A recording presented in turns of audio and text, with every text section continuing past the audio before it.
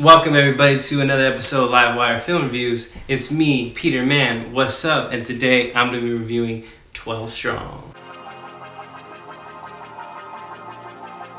In the aftermath of September 11th terrorist attacks, Captain Mitch Nelson must lead a 12-man group of U.S. Special Forces into Afghanistan. Once there, they must partner up with the Northern Alliance and take down the Taliban on horseback. It's just pretty straightforward. It's a true story of account of a declassified mission to Afghanistan. This is one of the first groups to go into Afghanistan after we were attacked in New York on September 11, 2001. It's pretty an inspiring film. It's an uplifting war film that you really don't get nowadays. Definitely smells of Jerry Bruckheimer, Michael Bay, America. And I mean, the sentiment is there and it's alive and well. What this film capitalizes off of is just this spirit of American patriotism. We have this well-rounded all-star cast. We have Chris Hemsworth, Michael Shannon, Trevante Rhodes, Rob Riggle, William Fichtner, Michael Pena. They play well off each other.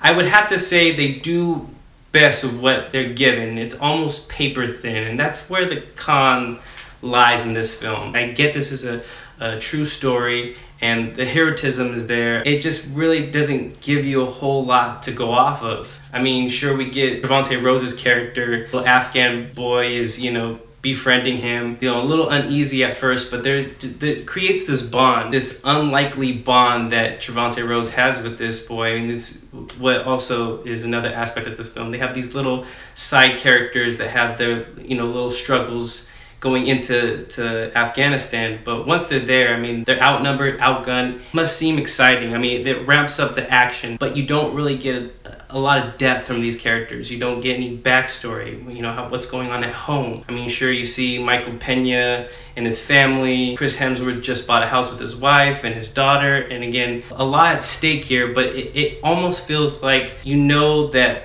everything's going to be all right at the end of the story because it's 12 strong. 12 men actually survived this dangerous mission. It feels like there might be a lot of stakes at hand, but it just is paper thin. I think that Chris Hemsworth does his best.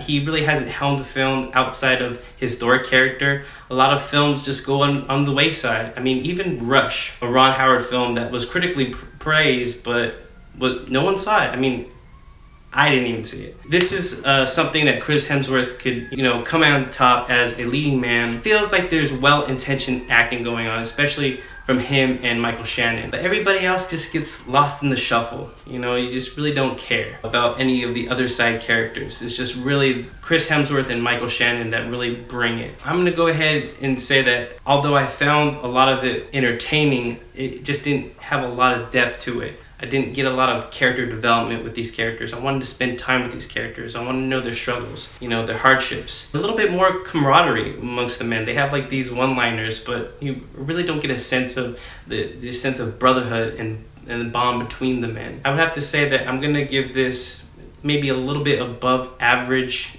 grade of 2.5. I mean, it's nearly there at 3 stars. I just can't give it to it because it's just really paper thin. This is Peter Man. What's up? Be sure to go check out our in-depth podcast reviews on SoundCloud.com.